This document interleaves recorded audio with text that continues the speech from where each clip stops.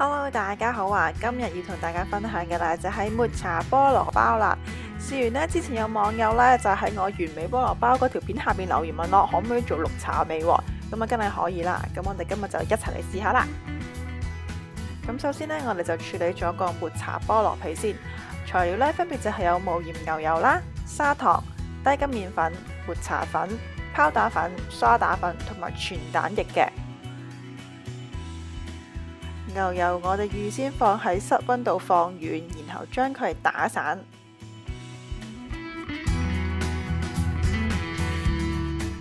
跟住呢，就落砂糖，將佢攪勻。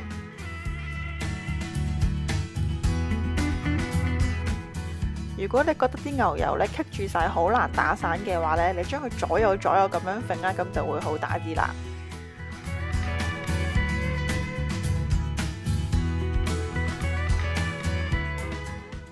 跟住呢，我哋就要塞入低筋麵粉啦、抹茶粉、泡打粉同埋梳打粉啦。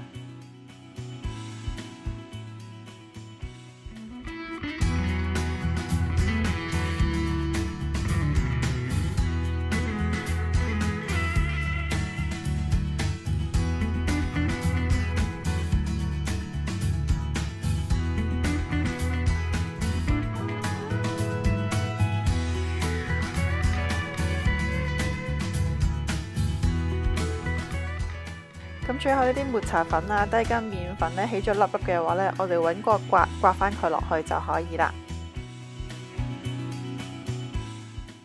咁依家呢，我哋就係需要將所有嘅材料呢撈埋晒一齊就可以啦。咁其實呢，佢呢個做法呢，同之前我做完美菠蘿包呢嗰個做法呢係一樣嘅啫。如果你屋企有嗰啲即棄嘅手套呢，你可以戴個手套，然後係咁揸勻佢呢都可以嘅。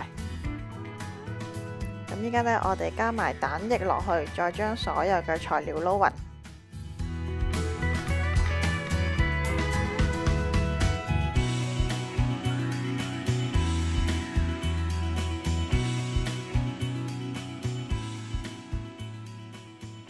所有嘅材料呢，混合成團呢就可以啦。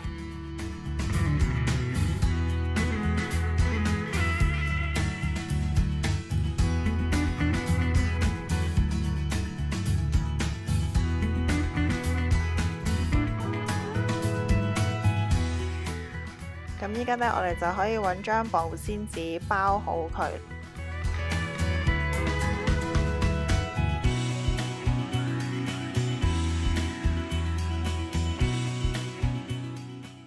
咁為咗方便陣間嘅操作呢，我哋呢可以先將個菠蘿皮壓平佢先，然之後呢先至放落去個雪櫃嗰度雪佢。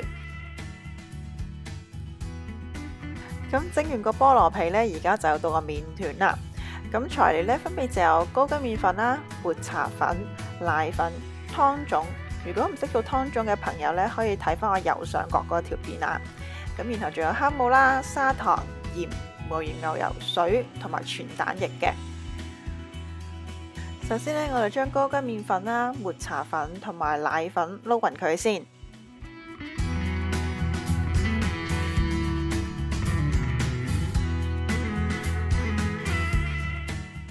跟住呢，就可以加入埋糖啦、酵母同埋鹽啦。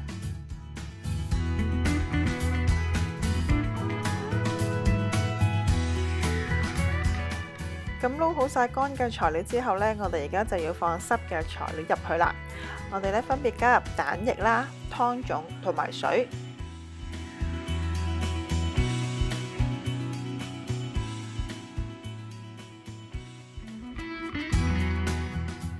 咁水呢，我哋落一半先，留翻一半，陣間等到有需要嗰時候呢，先至再加。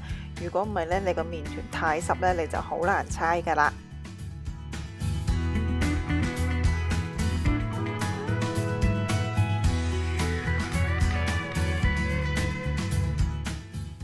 咁我自己呢，就比較中意用手去搓個麵團嘅，因為咁樣呢，我就可以好直接咁感受到個麵團呢究竟係夠唔夠水啦。而記住啦，如果我哋每一次加水嘅時候咧，都唔好加太多啊，逐少咁樣加。其實咧喺之前嗰條菠蘿包片下邊咧都有啲朋友留言啦，就話個麵團好濕、好腍、好難猜啊！咁係因為咧好多時候咧佢哋咧都係一次過倒晒成杯水落去啊！就算咧我哋係用同一個食譜去做麵包咧，有機會每一次落嘅水嘅份量都唔一樣噶。咁係因為咧有機會受到天氣濕度嘅影響啦，又或者係每一隻牌子嘅麵粉佢嘅吸水力咧都係唔一樣噶。好啦，咁而家咧所有材料咧都猜勻成團之後咧，我哋就可以落埋牛油落去繼續猜啦。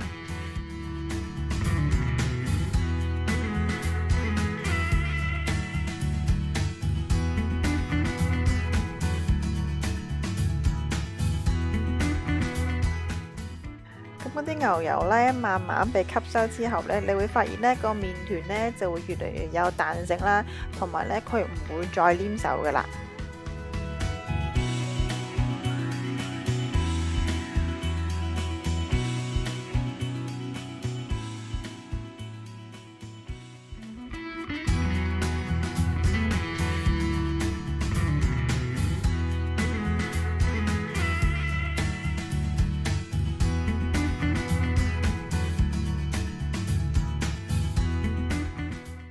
當個麵團猜到光滑起筋之後呢，我哋就可以將佢滾完，然後呢進行第一次嘅發酵啦。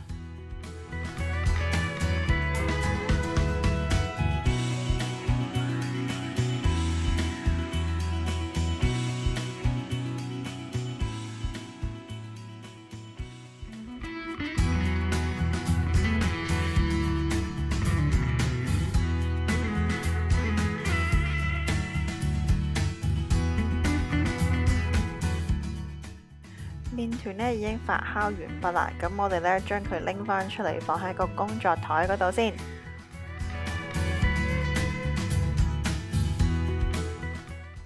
輕輕拍打一下佢進行排氣，將啲大嘅 bubble 咧全部拍晒佢出嚟先。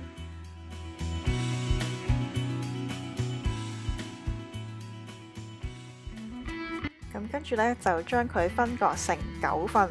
然後再一次將呢啲小麵團滾完，做到分割呢一個部分呢，我又諗起一個問題呢，好多網友成日都會問我嘅，就係每一個小麵團呢應該係幾重呢？咁點解我冇寫呢？就係因為呢好多時候呢，每一次做個份量都會有啲唔同嘅，你落多啲水，落少啲水，成個重量呢就已經係唔一樣嘅啦。咁其實只要大家將個麵團放喺個磅上邊，睇下佢幾重，然後將佢除9，咁你就知道咧每一個麵團咧應該係幾多噶啦。好，咁我哋翻嚟個麵團嗰度先。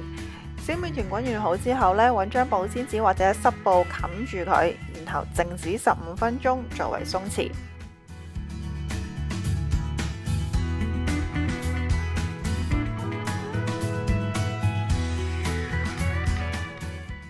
鬆弛完畢之後呢，我哋就進入最後造型呢一個部分啦。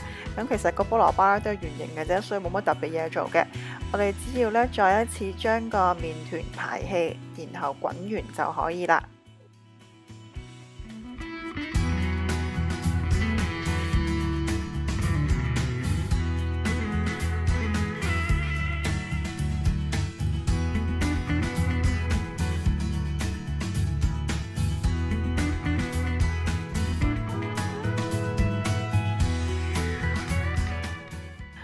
滾完好嘅麵團呢，我哋將佢放喺個烤盤上面進行第2次嘅發酵。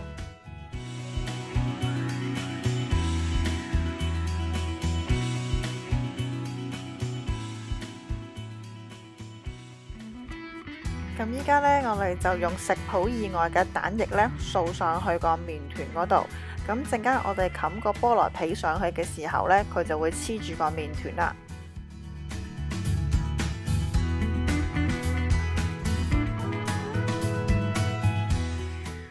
咁呢個時候呢，我哋可以拎翻個抹茶菠蘿皮出嚟啦。咁我哋呢，將佢分成9份先。如果你想精進啲呢，就可以用個磅去磅一磅佢嘅。咁但係呢，我就冇咁樣做啦。咁因為頭先我哋已經將個菠蘿皮壓平咗啦，然後呢，我哋就好隨便咁樣將佢分成9份。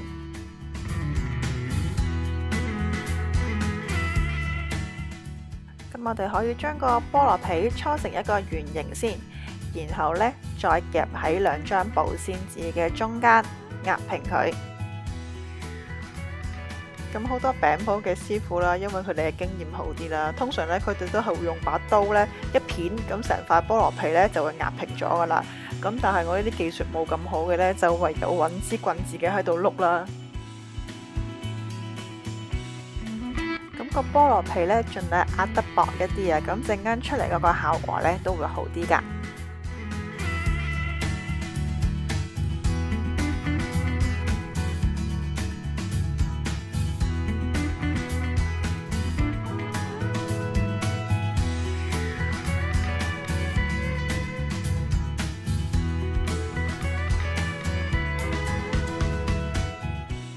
咁依家呢，就可以將個菠蘿皮冚上去個麵團上邊啦。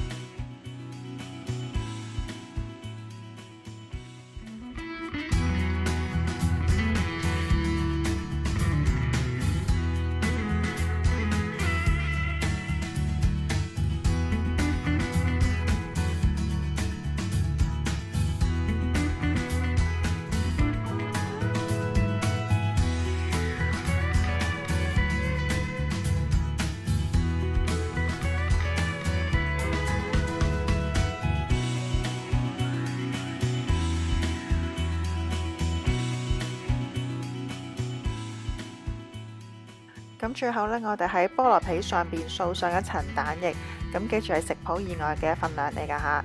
咁同埋呢，唔好搽咁多啊，薄薄一層就可以㗎啦。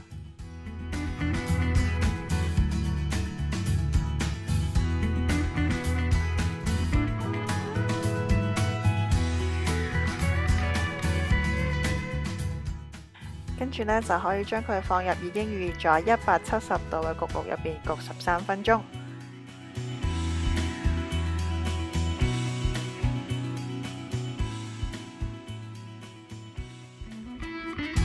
13分鐘之後呢，咁菠蘿包呢就出爐啦。